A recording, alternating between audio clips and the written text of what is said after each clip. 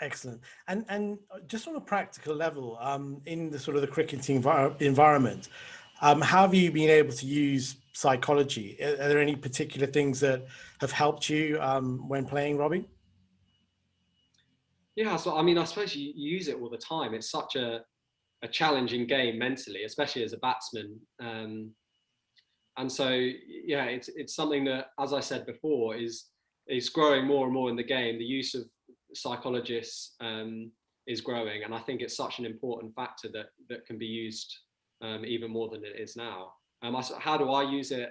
I suppose dealing with setbacks, sort of routines, um, creating confidence, things like that. Um, I try and harness everything that I can from the sort of things I've read and listening to certain podcasts and guys speaking. And I think the more you can take in, because cricket really, so much of it is a mental game, um, and especially at the top level, other than your sort of your freaks like Root and Butler and Stokes. Most guys who are playing professionally are good players technically, and there's not a huge amount to differentiate them. So what often is the factor that sets apart the best players and the players who perform consistently is what they're like mentally. Um, so I think, yeah, I don't think anyone would say that that they master it or they don't have negative thoughts or anything, because we all do. But it's just trying to control that and deal with it and stay level as best as you can, so that you can try and be more consistent and perform well over a period, because that's what sort of you get judged on, really. And it's interesting the point you made about at a certain level you have these great players, but below that everybody's to some extent fairly similar. Because I remember when as I was sort of going up the ranks, obviously not in your level, but you think, God, these people aren't as good as I thought they would be. Because you're making these gradual progressions, and actually what separates you at that just below the top level is the mental side.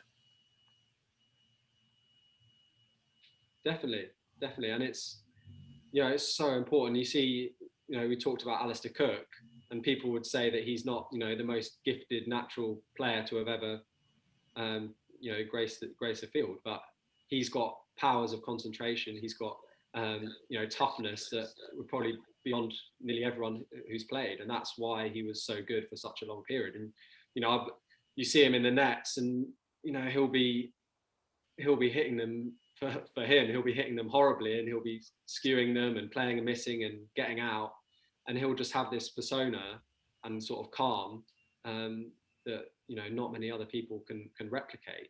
And you can just see that having that consistency and being able to sort of ride the performance, rather than most of us who have a bad net and get out and get really flustered and angry, and then have a great net and think that we're $1 million. Seeing those guys who just have that sort of calm composure, and I think that really reflects then in their performance and having consistency over time.